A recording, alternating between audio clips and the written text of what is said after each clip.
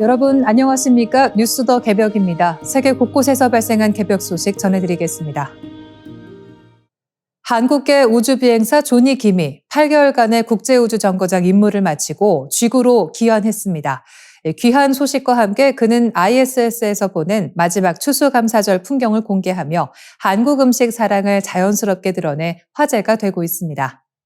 조니 김은 자신의 인스타그램에 동료들과 함께 추수감사절 음식을 준비하는 영상을 올렸습니다.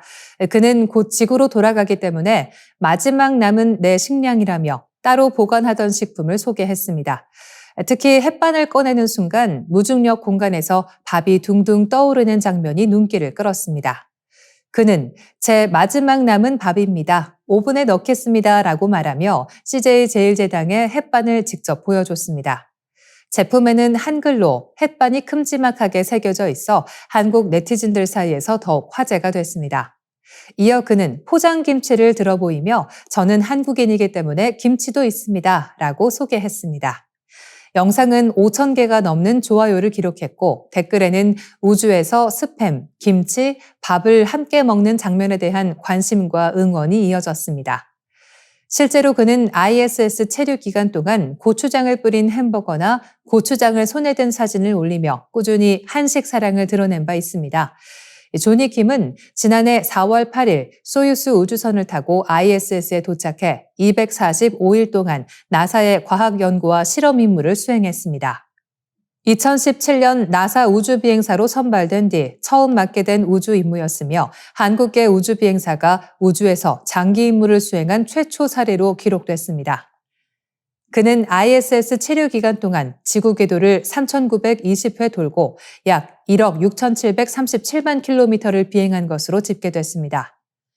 12월 9일 그는 로스코스모스 소속 우주비행사 2명과 함께 소유스 MS-27 우주선을 타고 카자흐스탄 제즈카즈간 인근 초원지대에 안전하게 착륙했습니다. 귀환 직전에 열린 간단한 고별식에서 그는 우주비행사들과 함께한 시간은 내 인생의 가장 큰 영광 중 하나였다. 그들은 가족을 떠난 내게 또 다른 가족이 되었다고 소회를 밝혔습니다. 조니 김은 미국 해군 네이비실 복무, 의사 경력, 그리고 나사 우주비행사라는 이례적인 커리어를 가진 인물로 이미 잘 알려져 있습니다. 그의 귀환과 함께 ISS에서의 진솔한 일상, 그리고 한국 음식이 담긴 우주 식탁 풍경은 많은 이들에게 깊은 인상을 남기고 있습니다. 올리브영은 국내 헬스앤뷰티 시장에서 사실상 독점에 가까운 1위 플랫폼으로 매출과 점포수, 회원수 모두 압도적인 성과를 내고 있습니다.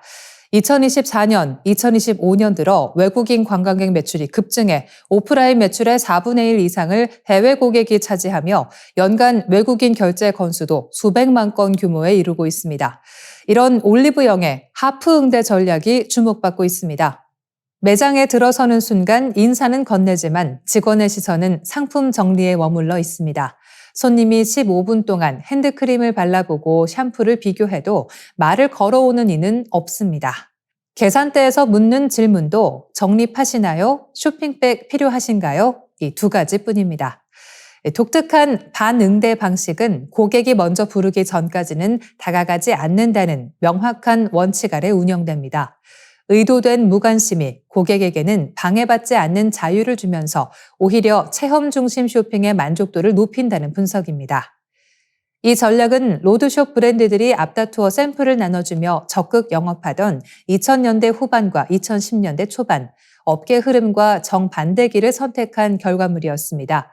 고객이 스스로 제품을 발견하는 발견형 쇼핑을 강조한 올리브영은 매장을 뷰티 놀이터로 만들었다는 평가를 받았습니다.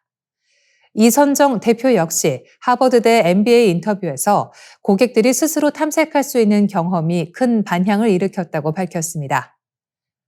올리브영의 중요한 전환점은 2010년 위기에서 찾아왔습니다. 아모레퍼시픽이 철수를 선언하고 LG 생활건강도 제품을 줄이면서 당시 핵심 브랜드 의존도가 높았던 올리브영은 매장 운영 자체가 흔들릴 수 있는 상황에 놓였습니다. 매일 대책회의가 이어졌고 결국 올리브영은 해외 브랜드를 직접 들여오는 직소싱 전략, 그리고 국내 신생, 인디 브랜드 발굴이라는 새로운 길을 선택했습니다.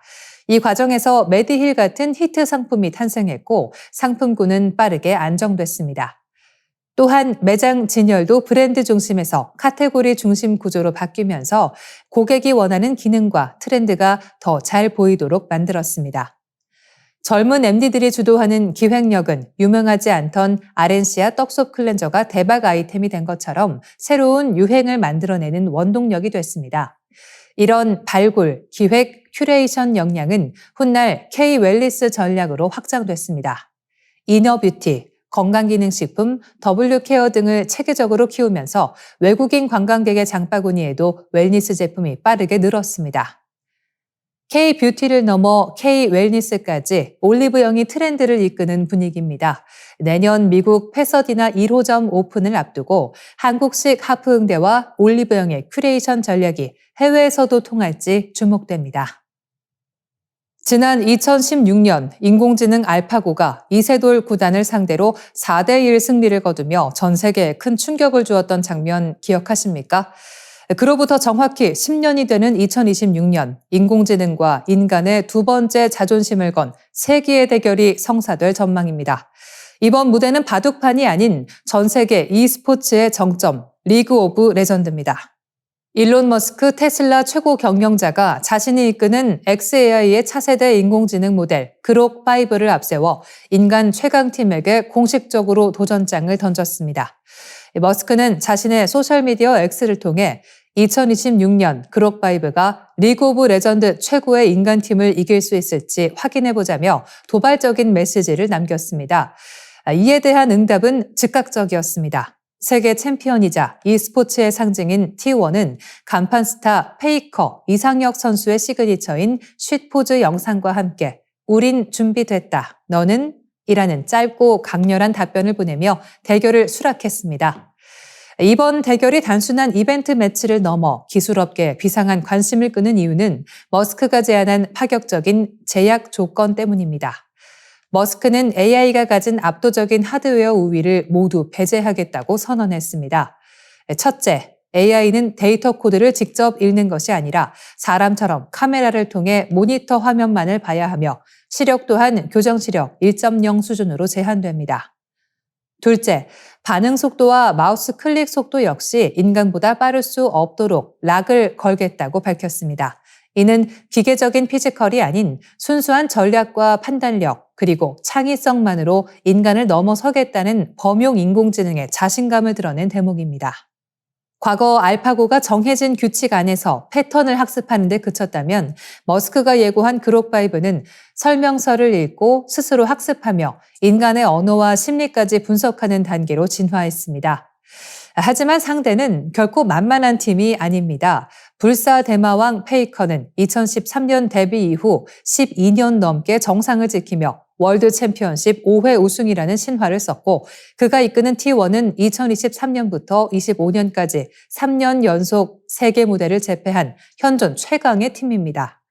리그 오브 레전드는 5명의 팀원이 유기적으로 협력해야 하는 복잡한 전략 게임으로 계산 영역 밖의 직관과 팀워크가 승패를 가릅니다.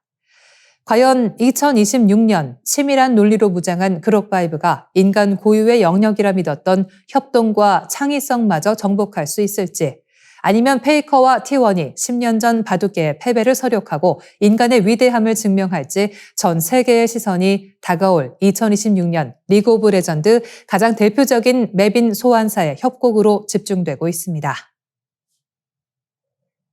북한이 지난달 말 공군 창설 80주년 행사에서 일명 북한판 타우러스로 불리는 장거리 공대지 미사일을 공개해 군 당국이 정밀 분석에 들어갔습니다. 독일산 타우러스는 500km 밖의 목표물을 정밀 타격해 지하 벙커를 무력화하는 무기인데 북한이 이와 유사한 외형의 미사일을 선보인 것입니다. 만약 이 미사일이 전력화된다면 북한은 평양 상공에서 우리 수도권의 주요 지하시설을 직접 타격할 수 있는 능력을 갖추게 됩니다. 북한의 이러한 움직임은 공군에만 국한되지 않습니다. 최근 북한은 재래식 전력 강화에 사활을 걸고 있는 모양새입니다.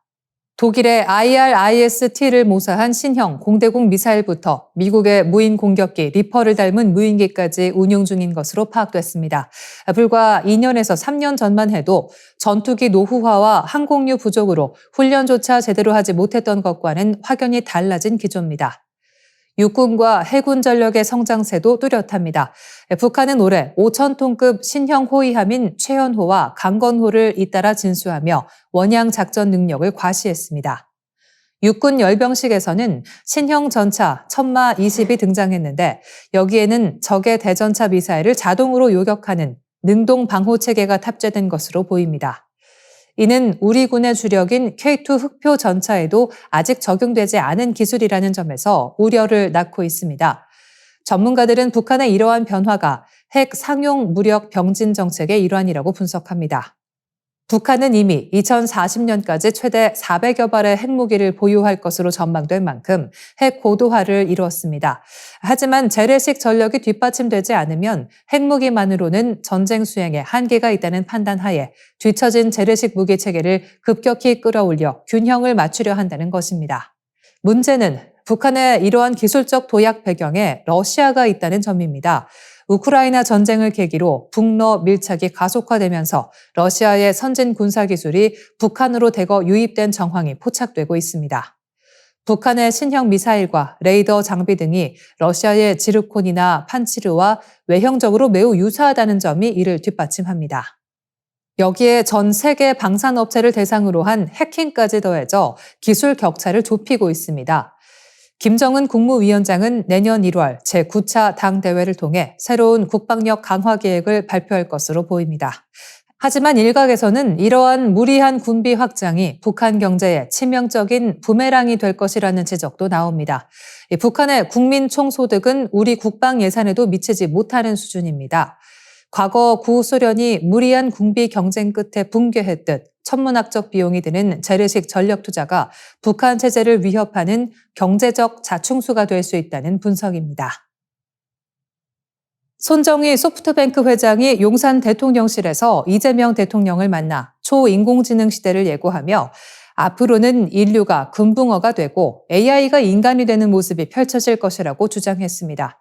인간의 지능을 금붕어에 비유한 이번 발언은 기술의 미래를 설명한 비유라는 해석에도 불구하고 인간 정신의 존엄성을 과도하게 축소한 표현이라는 비판이 이어지고 있습니다.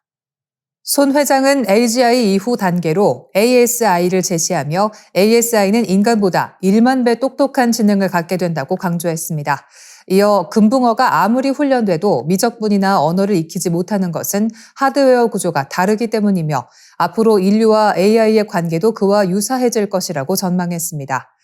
그는 최근 제기되는 AI 버블 논란을 일축하며 챗GPT 5.1 수준은 이미 박사학위급 지능에 이르렀다고 말했습니다. 하지만 그의 설명은 인간을 연산 기계로 축소하는 관점이라는 지적이 제기됩니다. 이 인간의 본질은 단순한 계산 능력이 아니라 의식, 경험, 감정, 윤리와 상상력, 영적 깊이 등 비정량적 요소에 있으며 이 영역은 연산 속도의 차이로 대체될 수 없다는 반박입니다. 한편 이재명 대통령은 손 회장의 설명에 정부의 AI 기본사회 구상을 소개하며 AI를 수도처럼 국민 모두가 누리는 인프라로 만들겠다고 밝혔습니다. AI의 위험은 최소화하면서 활용도는 극대화하는 방향을 제시한 것입니다. 다만 대통령 역시 ASI의 급격한 발전 가능성에 우려를 표하며 ASI가 노벨 문학상까지 받는 시대가 오느냐라고 질문했습니다. 손 회장은 그렇게 될 수 있다고 인정하면서도 똑똑한 존재가 약한 존재를 해치지 않듯 AI가 인류를 공격할 가능성은 크지 않다고 낙관적 전망을 내놓았습니다. 그러나 전문가들은 AI를 도구로서 관리하고 규율하는 주체성이 더욱 중요해지는 시점이라고 분석합니다. 기술이 문명을 견인한다면 인간의 정신은 그 문명의 방향을 결정합니다. 초인공지능 논쟁의 중심에는 결국 한 가지 질문이 자리합니다. AI가 인간을 넘을 것인가가 아니라 인간이 무엇으로 인간답게 남을 것인가입니다. 손정희 회장의 금붕어 주장은 지금이 우주 가을의 후천 개벽기로 인간이 우주의 대역자로서 천지의 꿈을 성취하는 인존 시대가 열린다는 것을 알지 못하고 과학과 기술에만 치우친 관점이라 볼 수 있습니다. 천존과 지존보다 인존이 크니 이제는 인존시대니라. 이제 인존시대를 당하여 사람이 천지대사를 바로 잡느니라. 라는 증산도 도전 2편 22장의 상자님 말씀을 생각해 보게 됩니다. 이상으로 뉴스 더 개벽 마치겠습니다. 시청해 주셔서 고맙습니다.